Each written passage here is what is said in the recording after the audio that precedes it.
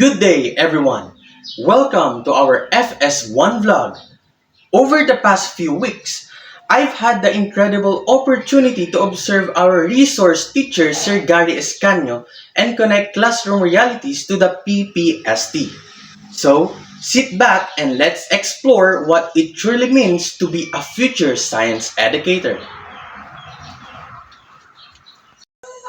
Our first module focused on the PPST Domain 1, Content Knowledge and Pedagogy. For our science class on Glasgow, specifically Boy's Law and Charles Law, this was all about seeing how a teacher's deep understanding of a topic translate into effective teaching. We observe that Sir Gary masterfully connects ideas or abstract concepts like gas, pressure, and volume to real-world examples. Think of a syringe or a hot air balloon. But the highlight was a peer teaching activity. After explaining the formulas, students had already mastered with the help of their classmates. But this perfectly aligns with Domain 1, showing that mastery isn't just knowing the subjects. It's about pedagogical content knowledge, the ability to make complex ideas understandable. It also touches Domain 4, curriculum planning. The lesson was logically sequenced from simple definitions to complex ideas, just as outlined in the daily lesson. I realized that as a science teacher, I just can't be a sage on the stage. I need to be a guide on the side, using strategies like peer teaching to create a collaborative environment where every student can grasp challenging concepts.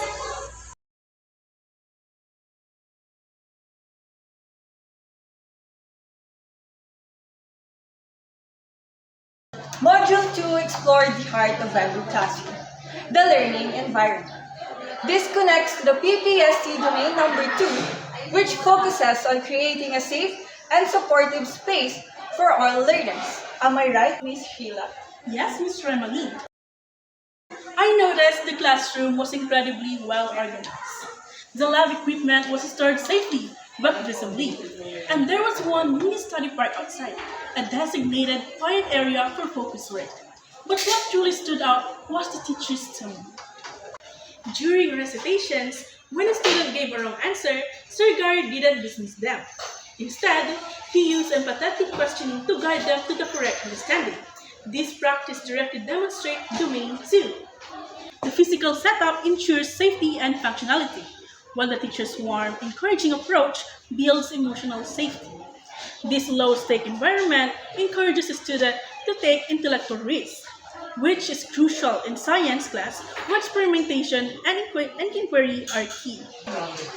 I learned that a safe space is more than just a neat classroom. It's about creating a culture of respect where students feel valued and comfortable enough to be wrong, which is often the first step at getting right.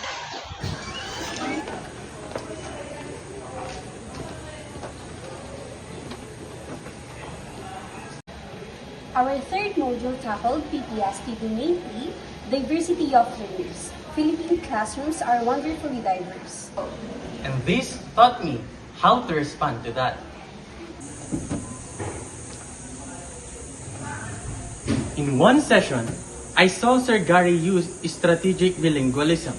He explained a complex concept like the relationship between the temperature and volume in English, but then switched to Filipino to clarify and ensure no one was left behind.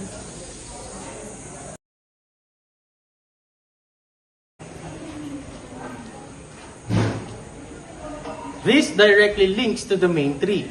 The teacher was acknowledging and responding to the varied linguistic backgrounds and readiness levels in the room.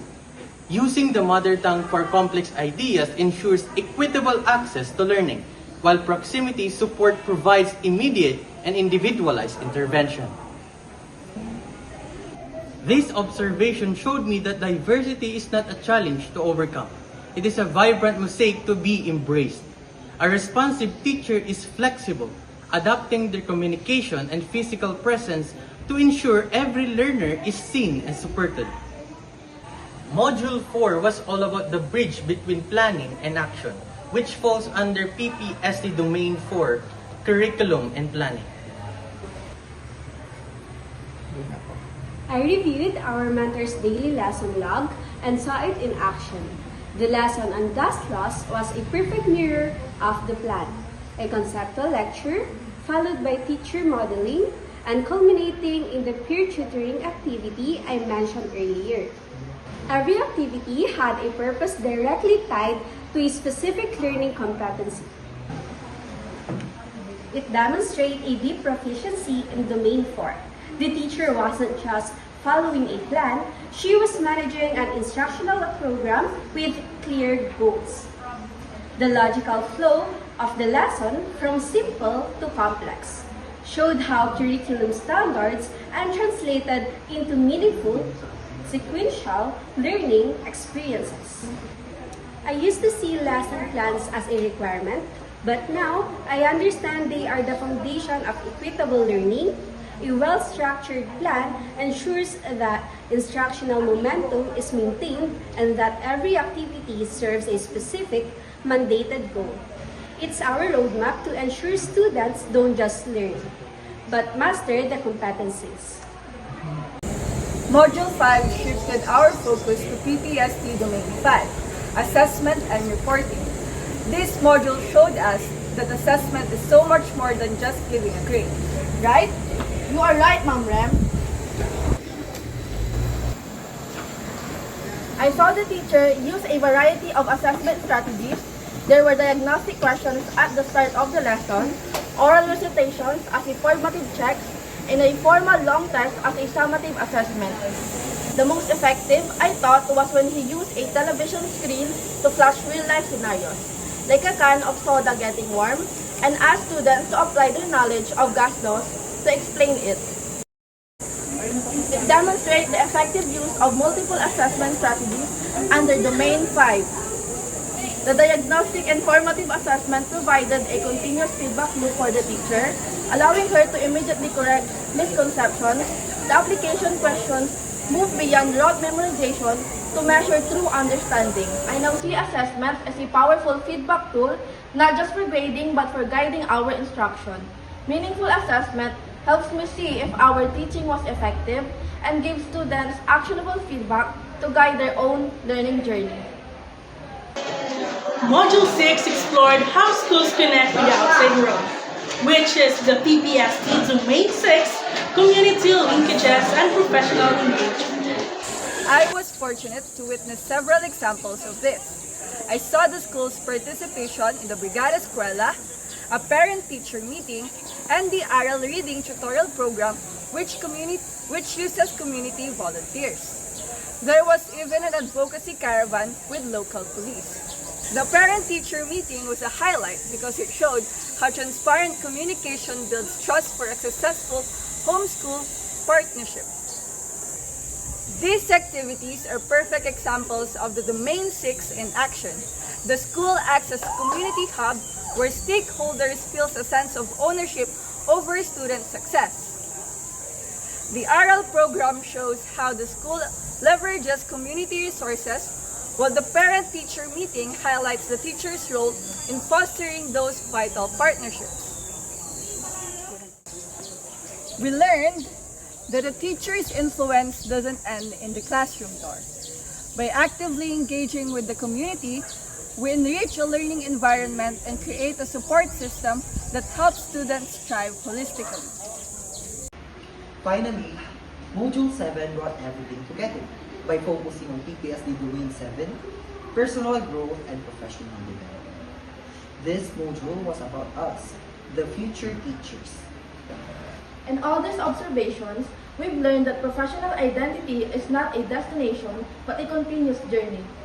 Our research teacher showed us that being a professional isn't about having all the answers, but about the commitment to reflect, learn, and grow. Whether it was through lab sessions or simply by adapting a lesson on the fly, he embodied lifelong learning. This directly aligns with Domain 7, the teacher's reflective practice, openness to feedback, and commitment to improvement are the hallmarks of a true professional. Our observations across all 7 domains have shaped our understanding that these standards are not just a checklist, but a guide for building our own identity as a competent and caring educator. This journey has shown us that the best teachers are always the students themselves. Our identity as a science teacher will be built on a foundation of continuous learning, reflective practice, and a genuine passion for both our subject and our students. As we wrap up this vlog, I want to leave you with a thought. The teaching profession is the foundation of our society. Teachers like Sir Gary shape not just mine, but the future of our nation. They do this with dedication, creativity, and a deep sense of professionalism. To our fellow pre-service teachers, let's commit to this journey. Let's embrace the PPST as our guide, not as a burden. Let's be the teachers who are experts in our field, who create safe spaces, who respond to diversity, who plan with a purpose, who assess for growth, who partner with the community, and who never stop learning. Thank you for joining us on this reflection. We are your pre-service teachers. I am Ma'am Ramalyn. I am Sir Edson. I'm Sir Ethan. I am Ma'am Sheila. I am Ma'am Wen. I am Ma'am Azil. And this has been our FS1 journey. Journey. Bye.